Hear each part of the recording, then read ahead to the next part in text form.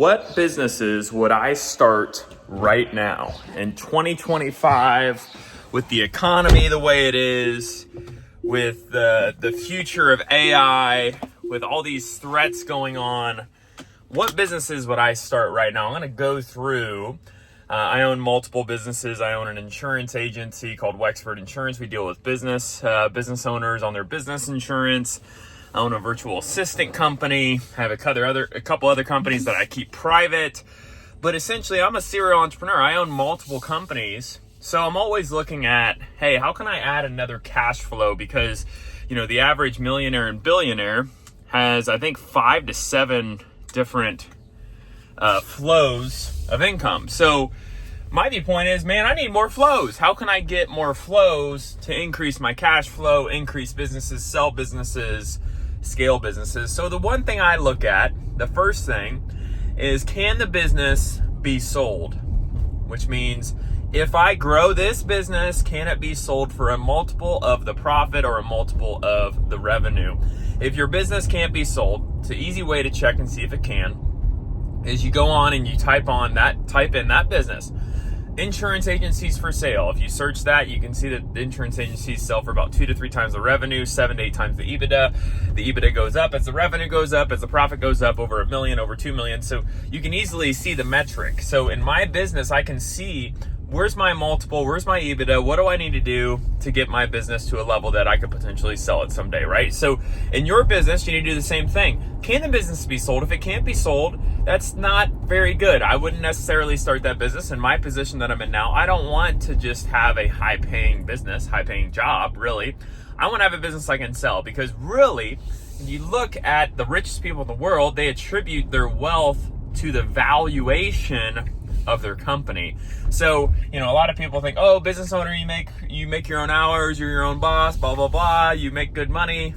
But what a lot of people don't talk about is the secret sauce is that equity, the equity in your business that you can sell someday. That is the secret sauce. That is what makes you a multi-millionaire. So make sure you have a business that you can sell. Number 2, can the business be scaled past the local level? Okay, so here's an example, right? My insurance agency, we operate in 39 states. We could grow in Texas, we can grow in Alabama, and we can grow in California. It doesn't matter. I can do business wherever. My business is not stuck with my location of where I'm at. A pizza parlor, pizza shop, you say you start a pizza shop and you don't franchise it, just one location. Well, that pizza shop has a ceiling to it, right? You can't scale it past that local shop. So when you have a pizza shop, you either do 2 things. You open another location, or you turn it into a franchise and you franchise that business. And that's how you scale past the local level. So is there a possibility of it being scaled past the local level? And if I do that, how easy or how hard will that be?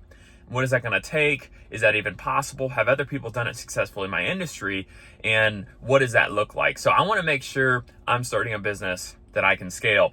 Number 3, I want to have a business that right now, me personally, now this is just me, not everybody's in this situation, but I want to have a business that is somewhat absentee, okay? So I want to go invest, buy a business, it's already running, basically lift out an owner. Hopefully that business, if it doesn't, then I probably won't buy it. There's already employees involved. There's already people in that business working it. I come in, add some efficiencies to it, continue to run it, continue to cash flow. So essentially I'm paying the owner to leave. I'm coming in, maybe one of my team members coming in, looking at that business, turning it around, and that business is continuing to run where I don't have to be there. So I want it to be absentee. So, you look at any business, right? So maybe that's not you right now. You're looking for an active business. You're looking for your first business. Well, I would tell you, eventually you need to have in the back of your mind that you need to have a business that works for you, not a business that you work in. Now, at the beginning, for the first 2 to 3 years, you're probably going to have to work in your business. You're probably going to have to work really hard. It's not going to be absentee. Absentee doesn't exist. You got to scale your business to a certain point where you can pay people to work in that business, give them a great opportunity to make a lot of money so you can continue to scale your business without it all depending on you. God forbid you get hit by a car or something and you're out of work for a month and your business goes under. So you got to make sure that you are building a business, not building a position for yourself. Okay, so sellability, scalability, absentee. Number 4, it's got to fit my lifestyle. Okay, And even if you're looking for your first business, I always tell entrepreneurs this, and they look at me so weird. I said, hey, make sure the business that you're starting, make sure it fits your lifestyle. So if you want to work from home, don't start a business where you have to be away from home all day long. If you don't care about being away from home, you want to travel, you go start a business where you'd be all over the United States or all over the country, wherever you're from, right? Make sure it fits your lifestyle, because if it doesn't fit your lifestyle, then you're going to grow to hate that business. Even if you're making decent money, at the beginning, it's very hard. So make sure it fits your lifestyle. My business, we work from home sometimes. I go into the office. I'm able to travel. So it really fits the nuance of my lifestyle of what I'm looking for. So make sure that you're looking at their lifestyle and say, what do I want? What do I want out of my life? What do I want my life to look like in 5 to 10 years? Make sure the business fits that, or it can fit it over time. Number 5, the last thing here is the money aspect. Okay, so in my life right now, money is not a issue for buying a business or financing a deal or anything like that. You may be in a different situation. You may be in a situation where you're like, hey, I don't have a lot of capital to go buy existing business. I don't have a lot of capital to start a business that's capital intensive. So you need to weigh that when you're starting a business. You need to say, what businesses out there are great opportunities but have low startup cost if you don't have capital? Or what are some unique ways in which I can approach the marketplace that allows me not to have to put down a lot of money? So one example of that is the average age of a business owner is 59. The baby boomer generation is retiring. They want to get out of their business. They have decent businesses that are kind of throttled back because they don't want to hustle anymore. So you can come into these businesses. If you find the right person and you approach them and you use the numbers game, that means you reach out to as many as possible, and one will fall through the cracks that is open to this deal, is owner financing. So you tell a business owner, you're like, look, I know you want to retire. You're trying to find the right person. You care about your legacy. You care about how you leave your business.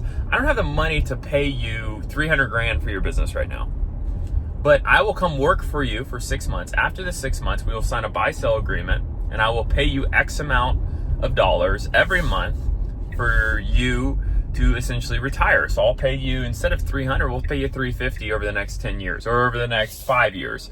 However it is, whatever the business is valued at. So owner financing allows you to buy a business without having to put a good chunk of capital down. Some owners still want some money down just to protect the asset. But if you find the right one, and if you don't have that much money, you can structure a deal where you put no money down and buy a business. Okay, so I would say try to go the owner financing route before you try to get a loan or anything like that. Like, try to get that owner to carry some of the notes so there's a little bit of their own skin in the game. Because if you have a loan, they get the money the next day. I bought a business where we closed on it. The guy got the wire and I never heard from him again, right? So that kind of sucks, right? So you want to make sure that there's some sort of relationship, financial, tying you and that seller together, so that if something, you need to ask any questions, you need to clarify something, you want to continue to have that line of communication to make sure that the business continues to grow. So those are the main 5 things that I look at when I'm buying a business or starting a business, starting a venture. You have standards in your life, just like when you're dating somebody. You're looking for a spouse, you're looking for a wife or a husband, whatever you're looking for. You got to have standards. You're like, okay, I want the person to have a good job. I want the person to be able to be somewhat traditional in this religion or whatever it is, right? You have standards. And if you don't have standards, you should definitely have standards. So you need to have standards when it comes to your business, whatever you want to start. And, make sure that everything that you're doing falls within those standards and you're holding yourself accountable to those standards. Because if not, you'll go out and start some random business that doesn't make sense, that has no scalability, no sellability. And you look up in 5 years and you're like, why did I do this? Well, you didn't do it because you didn't have a standard. Plan ahead.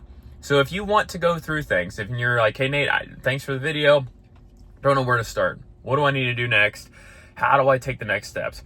Well, I have 3 different ways in which you can really formally engage with me to get information, to find your next business idea, scale that business idea, and find the right one for you. Number 1, I have my ebook. My ebook is $5. $5 is very inexpensive. It'll go through how you find a business idea, how I grade them, how I assess them, how I find them, how to buy a business. Very long ebook, very good for $5. Probably should sell it for more.